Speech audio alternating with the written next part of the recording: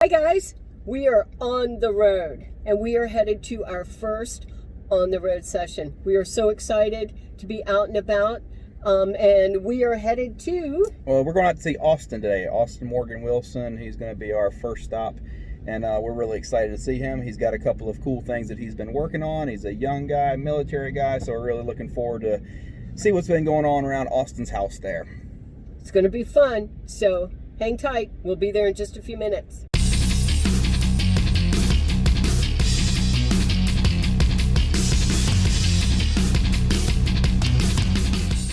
We have finally landed on our first on-the-road location.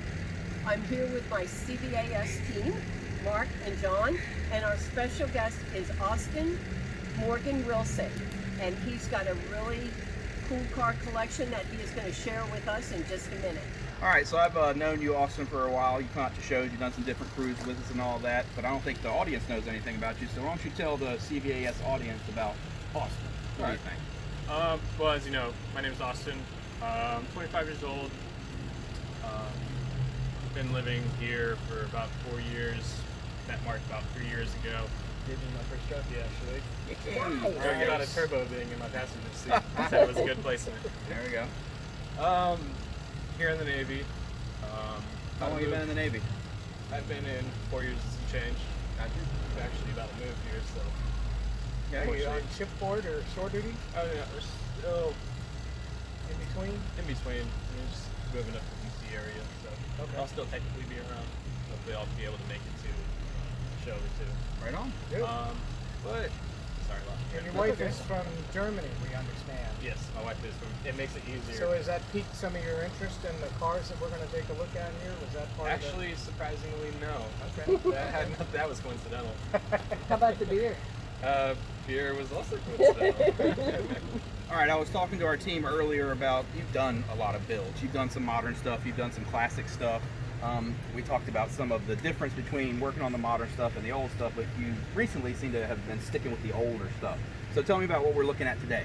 So today we're going to be looking at a 1974 Volkswagen Beetle. It's a standard, not a super. And as well, I'll get back to that. And as well as a 1970 Volkswagen bay window bus. Kind of the stepbrother to the iconic split window that Right. everyone is so crazed and cultish about. There you go. How long you been in this one?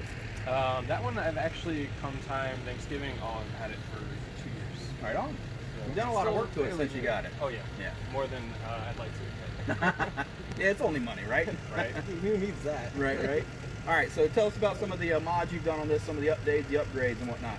So I'll start back when I got it. When I got it, I had a lot of people ask me how much I paid for it, and surprisingly, I actually didn't pay anything for it. Right on. I traded a 2009 Volkswagen GTI for it that I was just kind of fed up with. Some guy messaged me, and I showed my wife, and it's like, hey, this guy's got to be pulling my leg. There's no way. Then again, it was sitting in a field down in Tennessee, rotting away. It did not look pretty. I got you. So, since then, we've had some minimal body work, repaint. You can see the rust is kind of coming back through. Oh yeah, hard to get rid of. But, it got the job done for the most part. We've rebuilt the engine with the help from Warren down there in Portsmouth at Island Dome. Right on. I wouldn't say pulled out the interior because there was no interior. Right. So my friend down the street, Michael, he helped me do the flooring. My friend Angel helped me 415 pull inside. Right. That helped a lot of the rust there. And then the inside of this, you're turning it back into a sleeper or a bus. I mean, what's the motive on the inside? Second house. There you go, second house. There you Yeah, go. I started out as a transporter, and we've kind of resto modded it into what we'll see here later. Okay. So it's come a long way. All right, very cool. All right, guys, we're going to take a look around the bus. Come on.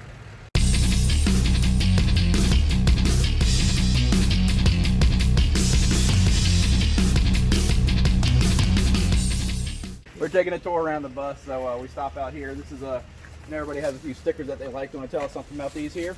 Yeah, few of these places I've always wanted to go to, never had the chance to. Navy's had the opportunity to do that, as well as some of the local car clubs around here. As you see, the single speed Pints and Pistons Right. sticker here. You got your occasional like random, mornings are for coffee and contemplation, road tripper. I bought that just because it had the bus on it. There so you go. That thing can't looks turn old. that one. Did it come looking that old? No, right? It's kind of been on there for There a you while. Yeah, I got a sticker from Key West, a sticker from Venice Beach, OBX. Yep. A couple California stickers, Blaze Cut. It's a fire suppression system we have in the motor. Okay. J-Bugs, good parts place to get what you need for them. Right. Squaw Valley up there in Lake Tahoe area. 805, my favorite beer company. There you go. They make some really good stuff. Unfortunately, it's only West Coast, so Maybe the Navy will take you out there. Who knows? right. They have a few times, and I've been blessed with that. So. There you go. You put some more dress-up pieces on it because it looks pretty cool. It's definitely not stock right now. No, when I got this, it was usually the tin is black, standard black. People tend to go chrome, Right. but it's a funny saying. What a lot of people say is chrome don't get you home.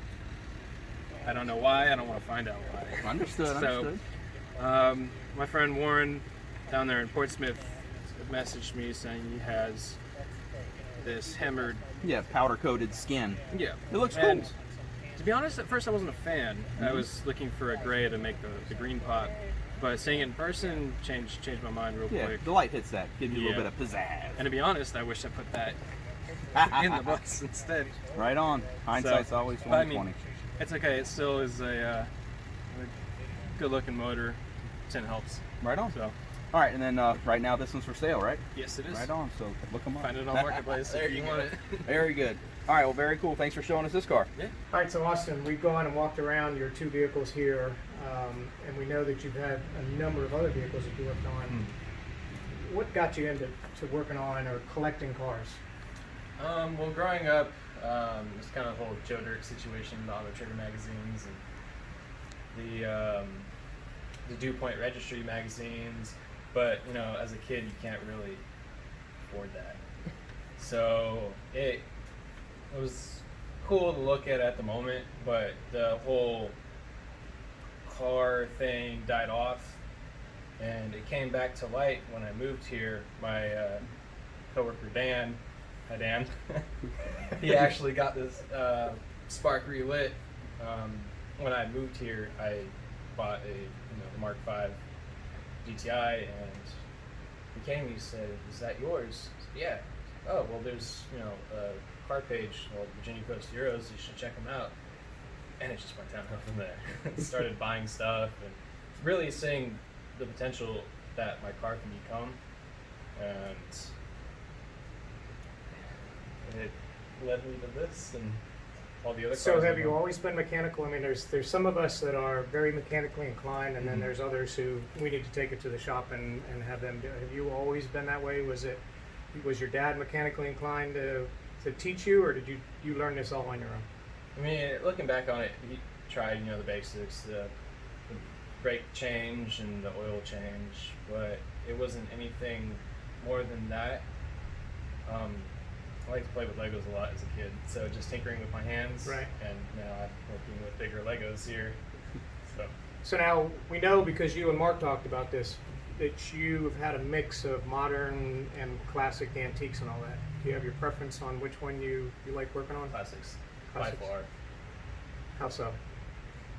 I mean, the amount of electronics that these cars have is slim to none.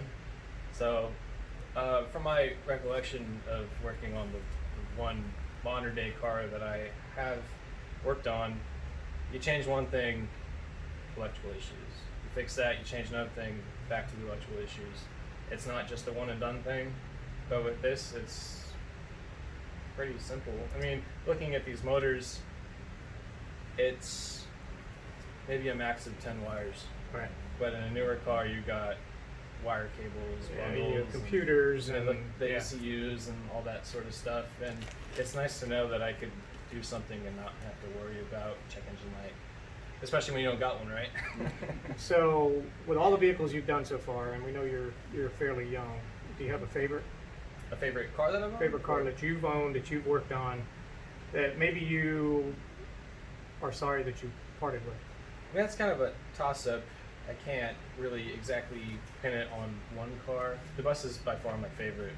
There's huge cult following behind it. Everyone wants one. It's the California Coast car.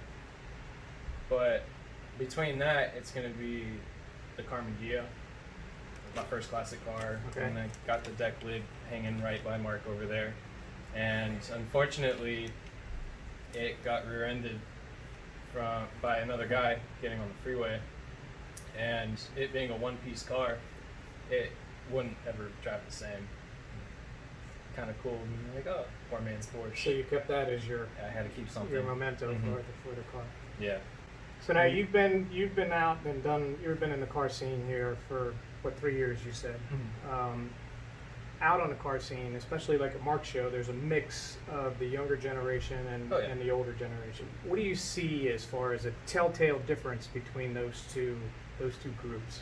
I don't see much, honestly, and we're all there for the same thing. With modern day cars, you're gonna have a lot of people with same idea as you, people you can relate to. Right. I mean, even people with the older car crowd, but I'm not trying to bash on them, but there's a lot of perfectionists more in the classic car scene than with the newer ones, and I've personally dealt with them, and it's kind of a real downer. But I mean, you can't let it get to you. Right. You know, we all have the same hobby, so. But it's definitely there. Your preference to go to car shows or go on cruises? Oh, cruises definitely. I mean, cruises are gonna turn into car shows anyway, Right. so might as well stretch the legs a little bit. Yeah. All right, guys, the cars look great, man. I appreciate you bringing us out and letting us check out what you got going on. Yeah, thanks for coming. Oh, you bet. Absolutely. Austin, thank you for having us. We're excited you were our first. Uh-huh. Flattered by We that. we really appreciate it, and I do want to say thank you for your service. Oh, appreciate it. We appreciate what you do, and we have a little gift bag for you. Oh. So there's a bunch of little tchotchkes in here. There's a gift card to Wasserhund Brewery in Virginia Beach. We also have a gift card to Wing King. So go out and have a couple more beers and enjoy. Enjoy yourself. And thanks for having us. I appreciate it. All right, thanks for coming out, guys. And guys, we have another one coming up really soon. We'll keep you posted. Go to our Facebook page and you'll know where we're going to be and when. See you there. Thank you for joining us on our first On the Road segment. And a special thanks to our sponsor, VPI.